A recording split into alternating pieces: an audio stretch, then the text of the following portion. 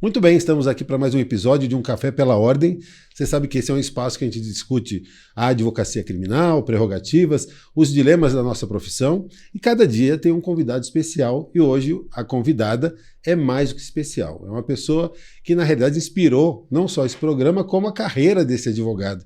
Eu estou falando da minha querida esposa e companheira de vida, a Elka Arruda Domingues. Que alegria te receber aqui hoje para a gente bater um papo um pouquinho. Você que me inspirou tanto e me inspira nessa atividade da advocacia criminal. Alegria toda minha. Amor, eu quis gravar esse programa com você para falar um pouquinho daquele nosso início, né? Eu conto bastante, sempre quando vou falar com os alunos, né? Contar como que eu fui para a profissão da advocacia, né? Como eu fui parar na advocacia criminal, eu conto que acabei influenciado por você na escolha dessa área. Você lembra dessa oportunidade que a gente foi lá fazer a seleção no júri simulado? Lembro. Era o último dia da seleção para o júri simulado. É um júri que acontece todo final de curso, na faculdade onde a gente se formou. E eu estava fazendo a seleção, porque sempre me interessou essa parte do júri, sempre achei incrível a exposição e tal. E aí, no último dia da seleção, eu estava indo em direção à sala que estava tendo o júri, que era o nosso professor Levi. Sim.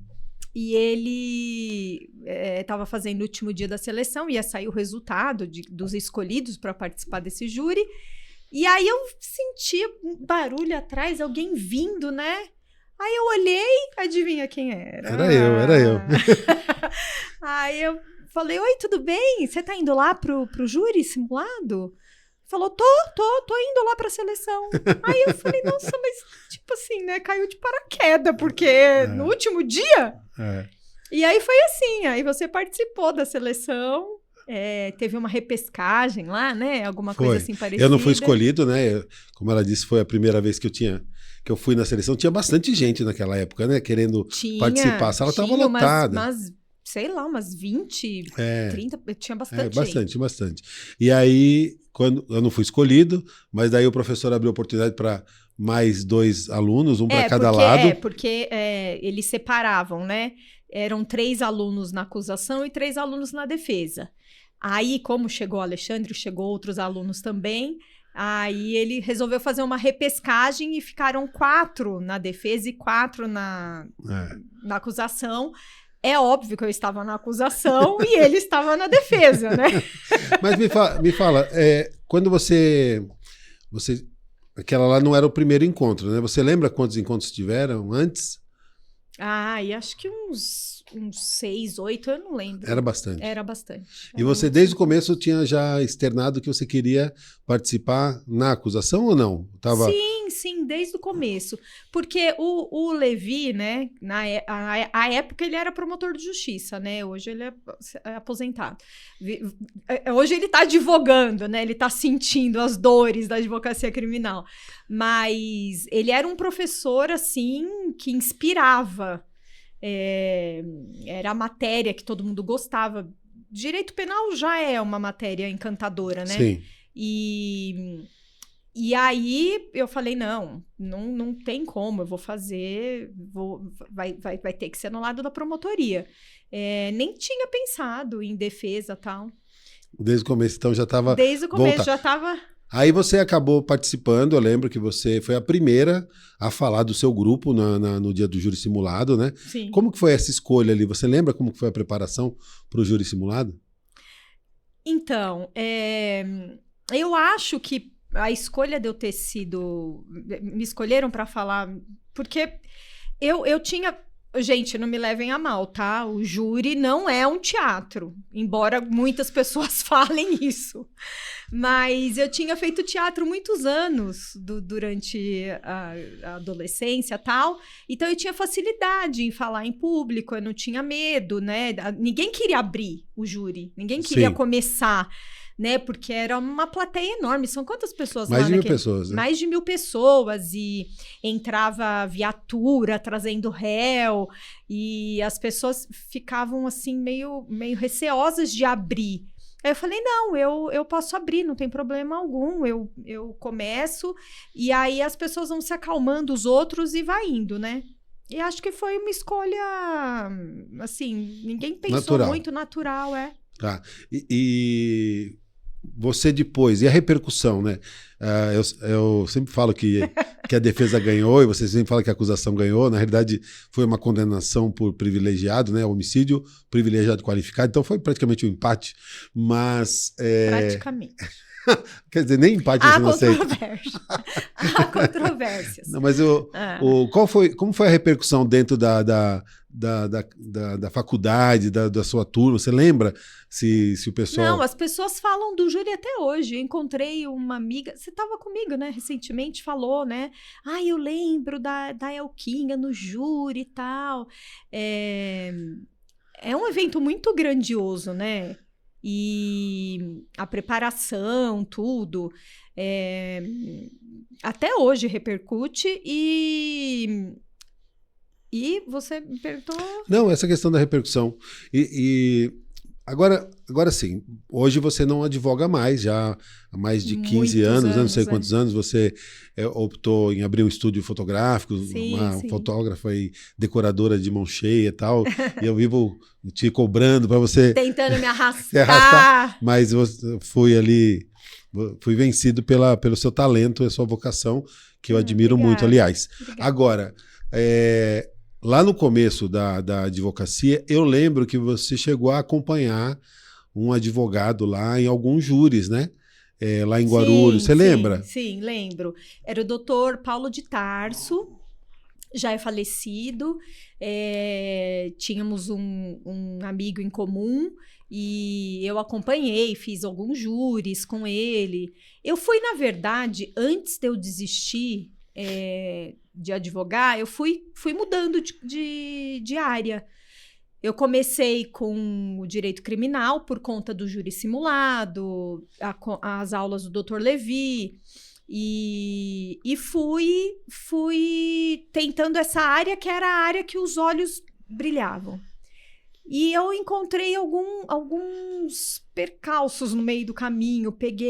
Na época a gente fazia inscrição na assistência judiciária, logo que começava, né? E a gente pegou um caso muito, assim, era um tal de maníaco do atacadão. Pode falar aqui? Não tem um Não nome, pode? né? É um apelido só, né? Maníaco do atacadão, e era um caso muito grave, eu tinha filho pequeno, e aquilo me marcou muito. Aí eu falei, não vou conseguir nessa área. Aí depois mudei, fui tentar fazer família e sucessão, também não me encontrei, achei que eu era mais psicóloga do que... Fui mudando de área e tal. Meu pai, na época, advogava para um banco e também não gostava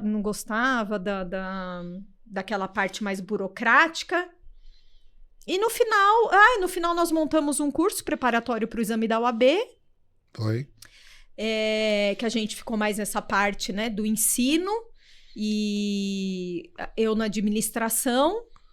E aí eu fui aprender a mexer por conta da administração em programas de Photoshop, edição de imagem, CorelDRAW e tal, e me apaixonei por isso. Essa parte artística sempre foi muito, né, latente em mim. Sim. E aí depois disso, nosso filho nasceu, eu fui montando álbum, essas coisas, e depois eu senti a falta da fotografia, porque eu sabia fazer a edição de tudo, mas não sabia fotografar. E resolvi fotografar. Entendi. Aí aquela parte do estúdio que eu pedi para você me ajudar. Sim. E te prometi que se em 1 ano o estúdio não desse certo, eu voltaria a advogar. E graças a Deus, isso já faz, nossa, uns 17 anos. Muito legal. Mas voltando ainda à questão do seu ponto de vista em relação à advocacia criminal, né? Acabei, por influência sua, porque até esse momento do júri simulado, em que eu não iria participar, E como encontrei você, você falou que estava indo lá, eu falei, eu também tô indo. E acabei... Desculpa, Pois mas não. teve um outro capítulo que você esqueceu. Qual? O dia da visita Ao IML. ao IML, que você também não ia. É. Que você entrou com o grupo da minha sala, né? Verdade. Que a minha sala, o meu professor ia fazer Uma visita uma lá. visita, e aí você falou, não, eu acho que eu quero ir junto, sim. E aí você acabou indo Você vê, também. né? Você acabou não seguindo na carreira, mas me influenciou e eu acabei descobrindo ali uma vocação, né? Algo que me tocou totalmente, né? Me preenche até hoje essa atuação na área criminal, né? Então, inclusive, quanto mais eu via os seus olhos, porque você nasceu para isso, os seus olhos brilham nas defesas, você respira a advocacia. Quanto mais eu via isso, mais eu via que eu estava no lugar errado, entendeu? Eu não tinha essa paixão, essa coisa. E aí eu fui me afastando, e hoje eu participo desse mundo jurídico através de você, né? É uma coisa boa, porque a gente pode trocar experiências, você me fala dos casos, das suas dificuldades e tal, e eu consigo te entender perfeitamente, mas eu jamais tive esse brilho, eu não nasci para isso como você nasceu pra isso. Você me ajuda bastante, né? Sempre me ajudou, né? Em dar bastante feedback, né? Com relação... Você tem acompanhado muitos júris que eu fiz ao longo desses anos, né? Lá se vão 26 anos já de atuação na advocacia, especialmente aqui na advocacia criminal. E você falou que fez teatro, né? E, lógico, não está querendo dizer que o júri é um teatro, mas que o teatro ajuda no júri, né? Porque você acaba aprendendo ferramentas, né? Para você se expor melhor o seu pensamento, expor a técnica aos jurados, né? Porque a parte técnica, se você falar exatamente como é aprendido na faculdade, você tem que, na verdade, traduzir para o jurado o que você vê nos livros, as teses e tal. Não dá para você falar diretamente. E eu acho que o teatro ajuda muito. E às vezes eu te dou uns feedbacks, né? Muitos. Seja menos formal, talvez use uma estratégia um pouco diferente, mas... Com relação ao ritmo da fala, né? A ênfase, não ter um discurso monótono, né? No sentido de um discurso num tom só. Você me ajudou bastante a desenvolver esse lado, né? E acho que todo advogado que quer ter algum destaque na parte da oratória precisa buscar a técnica. Porque muita gente pergunta assim, mas isso é um dom natural? E o que você acha disso? Você acha que a oratória é um dom natural? Não, eu não. Assim, há pessoas que nascem com esse dom. Mas quem acha que não nasceu com esse dom consegue desenvolver claramente. É como se fosse uma matemática na hora de compor a frase. É só você procurar a palavra que você quer dar ênfase, mudar, dar uma pausa antes, respirar, mudar um pouquinho o tom da voz e construindo aquilo para tentar envolver cada vez mais e prender a atenção, principalmente de um jurado que fica lá horas e horas escutando uma matéria, uma coisa que ele, né, eles são de outras áreas, e você tem que tentar traduzir aquilo de uma maneira mais criativa, vamos dizer assim, para que você consiga prender a atenção, principalmente, né? Você puxando aí na sua memória agora, de bate-pronto, você lembra de algum caso em que você tem acompanhado, em que atuamos juntos ou que atuei sozinho, que você achou que foi interessante, teve alguma reviravolta? Você tem alguma... Nossa, mas aí não pode falar nome? Eu vou falar o não, quê? pode Eu sei falar, o nome, não precisa falar o nome completo, fala nome. Mas... Aquele caso... Você já deve ter contado várias vezes aqui no seu podcast. Será? Aquele do bebê. Não contei, acho que não contei nenhuma vez ainda. Nossa. Do bebê lá de Arujá. Do bebê da parede lá. Tá. Não... Dá pra falar assim, sem dar... Você assistiu esse júri? Você lembra de ter assistido ou eu só contei? Eu acho que eu Eu não Não lembro. lembro se eu assisti. Faz Nossa, muito eu tempo, né? assisti tantos, Esse caso, eu lembro o ano. Eu lembro que foi em 2005, né? Então Hum. faz 20 anos já, né? É um caso que eu vou contar algum dia aqui. Mas, além desse caso, me ocorreu aqui. Você lembra aquele primeiro contrato que a gente fechou para fazer um júri? Ah, mas era assistente de acusação, Isso, né? é. O É, o primeiro. senhorzinho, que o filho dele tinha envolvimento com droga, né? Mas era uma coisa boba e Era os usuário. policiais eram usuários, os policiais numa caçada lá, acabaram Atirando nas costas atirando nas dele. costas dele. Nossa, foi triste. Você lembra? Eu Você acompanhou, né? Lembro, acompanhei todos os dias. Foram 2 dias? Foram, como é que Não, foi? ele começou cedo e foi até De 4 madrugada, foi da até manhã. 4 da manhã. Eu lembro, eram 2 policiais, né? Isso. E o senhorzinho, o tempo todo muito envolvido, né? Porque perdeu o filho e ele queria justiça, ele queria meio que honrar, né? Eu lembro muito desse caso, eu lembro bem. E nesses anos todos, né? Você, assim, como namorada e depois esposa, mãe do nosso filho, Otávio, como que é a questão... Você tem medo? Você sentiu algum momento, assim, medo da atuação, de eu atuar na área criminal? Eu sim. Eu, como mulher, eu senti. Eu lembro que quando eu ia a alguma delegacia, alguma coisa lá, naquele começo lá, eu pensava na roupa que eu tava vestida, como é que era o decote, com a roupa que eu tava, porque eu sentia um pouco esse... Não sei se isso mudou, mas há anos atrás eu sentia.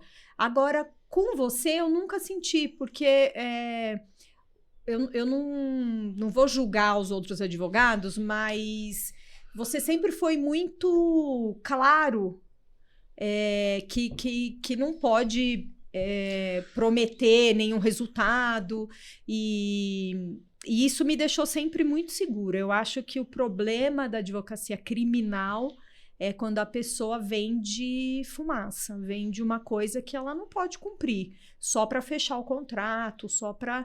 Aí a coisa começa a complicar, né? Porque você está lidando com gente, dependendo do crime, a coisa pode ficar... Mas com você eu nunca senti isso, eu sempre senti você muito... consciente e claro na hora de explicar para um cliente. Então, nunca senti medo. E com relação a preconceito ou julgamentos, assim, você se lembra de ter sentido de algum amigo, de algum familiar? Tá brincando. Algum tipo de preconceito, tipo, é criminalista. Advogado de bandido, né? Mas isso normalmente é de gente que não conhece a advocacia criminal. Não conhece. Não tá ali no dia a dia e não percebe como é amplo o direito e como é necessário a pessoa ter um advogado ali do lado que defenda apesar de qualquer coisa. Então a pessoa acaba julgando sem conhecer. Gente da família, que eu não vou citar nomes, mas gente da família, já vi várias entonações assim, tipo, mas também, né, advogado de bandido, não sei o quê. Como se Entendi. Entendeu, né? Como se você fosse milionário, como se você vendesse coisa que, né? Mas tudo bem. Eu lembrei agora, você falando de milionário, lembra que a gente era recém-casado, nem sei se estava casado já, mas tinha um advogado já falecido hoje, mas era um advogado muito renomado e que ele teria cobrado um valor para fazer uma sustentação oral. Eu lembro que ele ia viajar, você lembra? E a gente não era casado, a gente tava na faculdade. Aí a gente tava andando junto, ele foi fazer uma palestra na faculdade. E aí depois da palestra a gente ficou sabendo que ele ia fazer uma sustentação, ia viajar para isso. Aí a gente um olhou para a cara do outro, né? Eu falei, Ale, já pensou no dia que você estiver viajando? nossa, vai ser... Nossa, não acredito, ele vai viajar para fazer... E assim, era uma coisa tão distante da gente, né? Era uma coisa tão... A gente sonhava com isso. E graças a Deus a vida foi tão boa com a gente que hoje, né? Hoje você já fez júri em vários estados, já tá sempre em Brasília. E... Eu acho legal lembrar disso, né? Até para a nossa audiência, né? As pessoas que acompanham, né? Você sabe que a maior parte do nosso público são novos advogados ou ainda estudantes, né? E acho que é importante a gente ter essa noção de que as coisas têm um processo, né? Sim. Nada acontece de uma hora para outra, né? Você tem uma caminhada. E eu acho legal lembrar dessa história, porque realmente para nós parecia algo que não ia acontecer, né? Não é? Você falou agora, imagina quando você fizer. Mas ele não pensava assim. Ele falava, nossa, mas é uma coisa muito... Era inatingível. Né? Era inatingível, Tudo bem que ele era um advogado bem conhecido, de muito sucesso, né? Sim. Livro publicado, né? Best-seller. Mas, mesmo assim, a gente... né? Chegamos lá. Muito legal, né? Construir uma carreira. Eu acho que o que me inspira bastante fazer aqui o nosso podcast, né? Você viu a correria hoje. Você hoje veio nos acompanhar e viu um pouquinho ali como é difícil conciliar, né? A gente tem vários compromissos mas acho tão importante esse espaço, né? Queria perguntar para você um pouco sobre a sua visão, né? Dessa relação nossa com os alunos. Você falou que nós tivemos um cursinho e desde essa época também passei a dar aula na faculdade, então também já estão mais de 20 e tantos anos nessa relação com os alunos. Como que você vê, né? Como que você olhando de fora, assim, como que você observou essa minha relação com os alunos conosco, né? Porque hoje a gente tem ex-alunos que, nossa, são nossos amigos. O que chega até mim é o quanto que você inspira esses alunos, né? Porque não é rasgação de seda, mas você é uma pessoa muito humana, né? Você não passa só a matéria, né? E aí você acaba inspirando na vida, assim, como se comportar, como a seriedade que você passa, o amor que você tem pela profissão. E a gente recebe... Você já recebeu várias cartinhas de alunos sendo grato, e eu acho isso muito importante, assim, porque você acaba semeando algo diferente, muito mais do que a parte técnica. Sim. E isso eu acho muito lindo da sua parte. Não, e até hoje, né? Você acabou de falar do Levi, né? Agora há pouco você falou. O Levi foi nosso professor, hoje continuamos amigos até hoje, né? Sim. Mas a gente lembra de alguns professores, assim, né? Que marcam a nossa história, né? Sim. Lógico que você, por exemplo, não continuou advogando, apesar de que é advogada, viu? Eu continuo inscrita na OAB. Mas aí é por um outro motivo essa inscrição na OAB, porque né? é uma honra ser advogada. Mas... porque você não desiste, que você acha que um dia eu vou voltar a advogar. Não é nada disso. Não. Mas essas pessoas marcam, independente de você seguir ou não, né? A carreira, né? A gente aprendeu ali, aquilo a gente usa na vida. Eu vejo você usando muita coisa no seu dia a dia, certamente faz você ser uma profissional ainda mais completa, né? Claro, assim, a gente acha, né? Eu pensei por um tempo, né? Poxa, fotografia, tem um estúdio, tal. Se eu tivesse feito, sei lá, administração para gerir melhor, uma propaganda e marketing para não sei o que, eu teria aproveitado melhor.